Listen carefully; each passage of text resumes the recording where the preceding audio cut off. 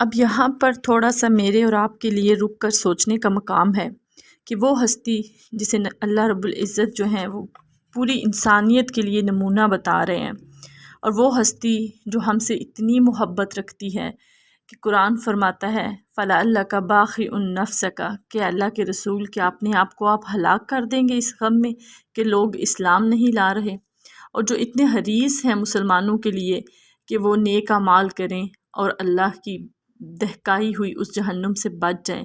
آپ صلی اللہ علیہ وآلہ وسلم فرماتے ہیں کہ میری مثال ایسے ہے کہ تم جہنم کے گھڑے میں گرتے جا رہے ہو، گرنا چاہتے ہو، اور میں پکڑ پکڑ کر تمہیں اس سے بچا رہا ہوں۔ وہ ہستی جو قیامت کے دن جب ہر نفس اپنی ذات کے بارے میں سوچ رہا ہوگا، یہاں تک کہ انبیاء علیہم السلام بھی اپنے ہی بارے میں سوچ رہے ہوں گے، اس وقت ہمارے پیارے رسول صلی اللہ علیہ وآلہ وسلم امتی امتی کہہ رہے ہوں گے۔ اور کیا وہ ہستی جو راتوں کو اٹھ اٹھ کر ہمارے لیے مغفرت کی دعائیں مانگتے رہے، ان کے ساتھ ہماری محبت جو ہے، کیا وہ اس طرح کی شدید محبت ہے جو ہمارے ایمان کا تقاضا ہے، جو شدید محبت ہونے کے بعد ہم مومن ہوتے ہیں، یا ہم صرف قانونی طور پر مسلم ہیں کہ صرف ہم نے کلمہ پڑھ لیا، ہم مسلمانوں کے گھر پیدا ہو گئے، ہم کچھ ریچولز کر رہے ہیں تو ہم مسلمان ہیں؟ نہیں، بلکہ قرآن فرماتا ہے کہ اے اللہ کے رسول صلی اللہ علیہ وآلہ وسلم ان سے کہہ دیجئے کہ ایمان ابھی تمہارے دلوں میں داخل نہیں ہوا، تم تو صرف مسلمان ہو۔ تو وہ کن کے بارے میں بات ہے کہ جو صرف نام کے مسلمان ہوتے ہیں؟ اب یہاں سوچنے اور دیکھنے کی میرے اور آپ کے لیے یہ بات ہے کہ کیا نبی کریم صلی اللہ علیہ وآلہ وسلم کی وہ حدیث جو ہم نے ابھی سنی کہ جب تک تمہاری خواہشات نفس اللہ کے رسول صلی اللہ علیہ وسلم کے حکم کے تابع نہیں ہو جاتی تو تم مومن نہیں ہو، تو کیا مجھے میری ذات، میری خواہشات زیادہ عزیز ہیں یا مجھے نبی پاک صلی اللہ علیہ وآلہ وسلم کے احکامات زیادہ عزیز ہیں؟ تو یہ وقت تھوڑا سوچنے کا ہے، تبھی ہم اللہ رب العزت کی محبت کو پا سکیں گے۔ ہمیں اس وقت دیکھنا ہے کہ کیا ہم اپنی آنے والی نسلوں میں ان چیزوں کو پیدا کر رہے ہیں کہ انہیں جو اپنا ماڈل ہے، جو اپنا آئیڈیل ہے، وہ نبی پاک صلی اللہ علیہ وآلہ وسلم کو بنانا ہے، جن کے لیے یہاں تک کہ کفار بھی کہہ اٹھے۔ مائیکل ہارٹ جب اپنی بک لکھتا ہے دی 100 تو اس میں وہ نبی پاک صلی اللہ علیہ وآلہ وسلم کے بارے میں جو کہتا ہے کہ تاریخ کا دھارا بدلنے والے انسانوں میں جو ٹاپ پر انسان ہے وہ محمد صلی اللہ علیہ وآلہ وسلم ہیں، اور اس کے علاوہ آپ انسانیت کے لیے وہ نمونہ ہیں کہ آپ انسانیت کے کسی بھی روپ کا اگر اپنے دماغ میں تصور کرتے ہیں تو نبی پاک صلی اللہ علیہ وآلہ وسلم اس کی کلائمیکس پر ہیں، اس کی چوٹی پر ہیں۔ آپ صلی اللہ علیہ وآلہ وسلم اخلاق میں ہر روپ میں اعلیٰ ترین ہیں، اور اس وقت میرے اور آپ کے آئیڈیل کون ہیں اور ہمارے بچوں کے آئیڈیل کون ہیں؟ ہم نے کس کس کو آئیڈیل بنا رکھا ہے، اور ہم اللہ کے رسول کی زندگی سے کتنے دور ہیں؟ ہمیں اپنے نبی کریم صلی اللہ علیہ وآلہ وسلم کی زندگی کے بارے میں کتنا پتہ ہے؟ اور ہمارا ایمان ہم سے کیا یہ تقاضا نہیں کرتا کہ ہم ان سے شدید محبت رکھیں اور اپنی خواہشات کو ان کے تابع کریں؟ اور وہ ہستی جو ہمارے ساتھ اتنی محبت رکھتی ہے اور جن سے محبت کر کے ہم اللہ کی محبت کو پا سکتے ہیں، ان کی زندگی کے بارے میں جانیں، ہمیں پتہ ہو کہ وہ صبح سے شام تک کس طرح اپنا جو ہے وہ ٹائم گزارتے تھے، کس طرح سے عبادات کرتے تھے، دین کا کام کس طرح سے کرتے تھے، وہ اپنے گھر میں اپنی گھریلو زندگی میں کس طرح تھے، وہ انسان جن کی جو طریقہ کار تھے ان کو اپنا کر آج دنیا جو ہے وہ کس قدر ترقی یافتہ ہو چکی ہے، اور ہم کتنا پیچھے رہ گئے ہیں مسلمان ہو کر، کیونکہ ہم نے اپنے نبی کی سیرت کو اور اپنے نبی کی سنت کو بلا دیا ہے، ہم نے اپنی آئیڈیل کچھ اور بنا لیے ہیں۔ ہمیں خود بھی اس بات کو اپنے دل کے اندر جو ہے وہ پیوست کرنا ہے کہ ہمارے لیے جو اعلیٰ ترین نمونہ ہے وہ ہمارے نبی پاک صلی اللہ علیہ وآلہ وسلم ہے۔ اگر ہم آپ صلی اللہ علیہ وآلہ وسلم کی زندگی کے بارے میں 50% بھی خود جانتے ہوں اور اپنے بچوں کو بتا سکیں تو ہمارا معاشرہ، ہمارا گھر اور ہمارا ملک اور ایون کہ امت مسلمہ جو ہے اس کا روپ ہی کچھ اور ہو، ان کا انداز ہی کچھ اور ہو، وہ دنیا پر اس وقت غالب ہوں نہ کہ مغلوب ہوں۔ نبی کریم صلی اللہ علیہ وآلہ وسلم کی شخصیت کے بارے میں جان لینا یا اس کا احاطہ کرنا بہت مشکل ہے۔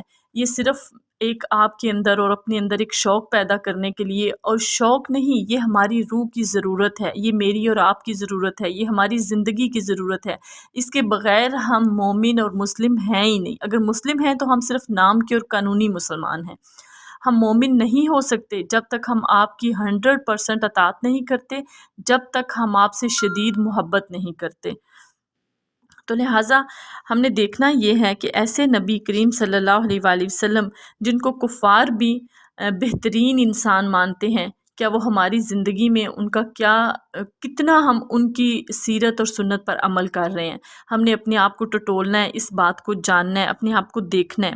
اور پھر قرآن مجید میں اللہ تعالیٰ ایک دوسری جگہ پر فرماتے ہیں کہ جب میرے پیارے نبی صلی اللہ علیہ وآلہ وسلم اس دنیا میں تشریف لے آئے تو اب مسلمانوں کا کیا حق بنتا ہے کہ وہ کس طرح سے ان کے ساتھ اپنا تعلق رکھیں، اور ان کی طرف، انسانوں کی طرف ان کے کیا فرائض ہیں۔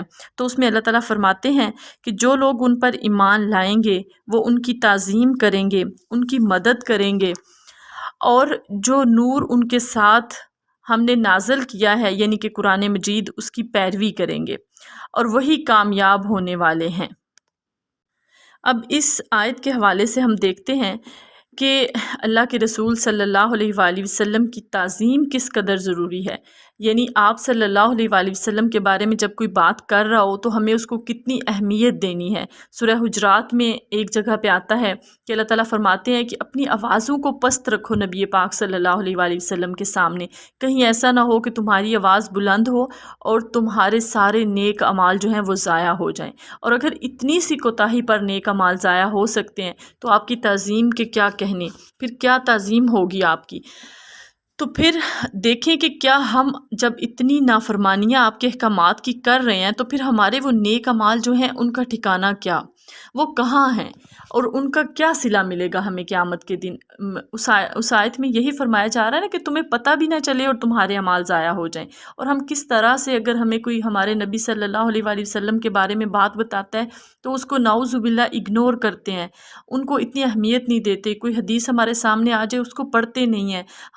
ہم جو سوشل میڈیا ہے اس پہ کس قدر بیزی ہیں، اور اسی کے اندر ہمارے نبی پاک صلی اللہ علیہ وآلہ وسلم کے بارے میں اتنی ساری چیزیں ہمیں ملتی ہیں جن کو ہم اگنور کرتے ہیں۔ تو آپ کی تعظیم میں یہ بھی شامل ہے کہ جب بھی آپ کے بارے میں کوئی بات ہمارے سامنے آئے ہم اس کو عزت دیں، اس کو پڑھیں، اس کو سمجھیں اور اس پہ عمل کریں۔ پھر فرمایا کہ میرے نبی صلی اللہ علیہ وآلہ وسلم کی مدد کریں گے۔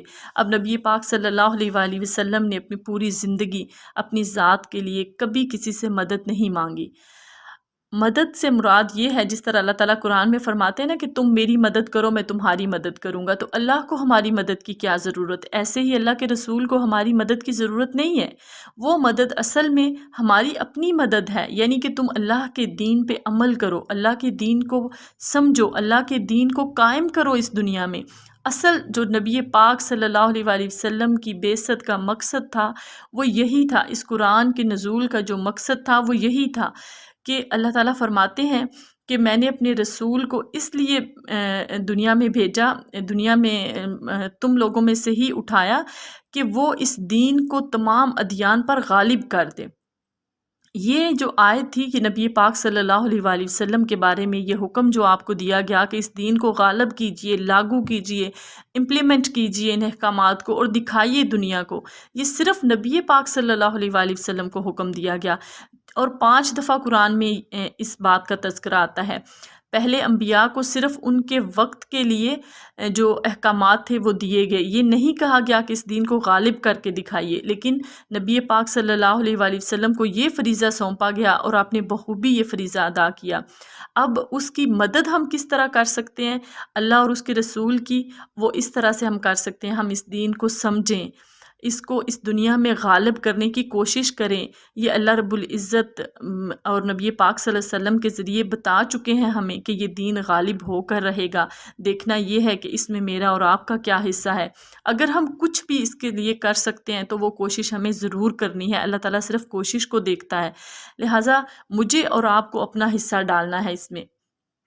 تو ہماری مدد یہ ہے کہ ہم اس دین کو سمجھیں، اس کو اپنی ذات پہ لاگو کریں، اس کو اپنے گھروں پہ، اپنی اولاد پہ لاگو کریں، اور پھر ہم اس کو اپنے معاشرے پہ لاگو کریں۔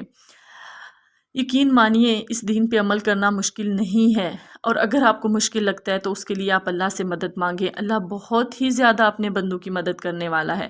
یہ دین مشکل نہیں ہے، یہ شیطان کا بنایا ہوا ایک وسوسہ ہے، ایک ہمارے دل میں اس نے یہ بات ڈال دی ہے کہ دین کی طرف آؤ گے تو پتہ نہیں تمہیں کیا مشکلات پیش آ جائیں گی اور تمہیں زندگی کتنی کٹھن ملے گی سامنے۔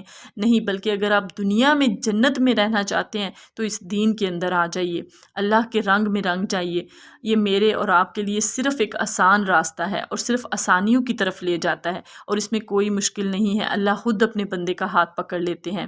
میں پھر سے وہی ریکویسٹ کروں گی اور اسی آیت کا جو اینڈ والا حصہ ہے وہ دہراؤں گی کہ اس کے بعد اللہ رب العزت فرماتے ہیں کہ اس نور کی پیروی کریں گے جو میں نے آپ صلی اللہ علیہ وآلہ وسلم پر نازل کیا، اور وہ نور کیا ہے؟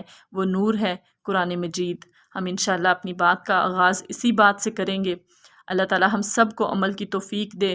تو سوچئے، اس کے ختم ہو جانے کے بعد کچھ ٹائم اپنی ذات کو دیجئے، اپنے بارے میں سوچئے کہ میرے اندر میرے نبی صلی اللہ علیہ وآلہ وسلم کی کتنی محبت ہے۔ کیا میں مومن ہوں؟ یہ میرے اور آپ کے لیے آج سوال ہے۔ کیا میرے اندر آپ صلی اللہ علیہ وآلہ وسلم کی اطاعت کا وہ جذبہ ہے کہ میری ہر خواہش آپ کے حکم کے تابع ہو جائے؟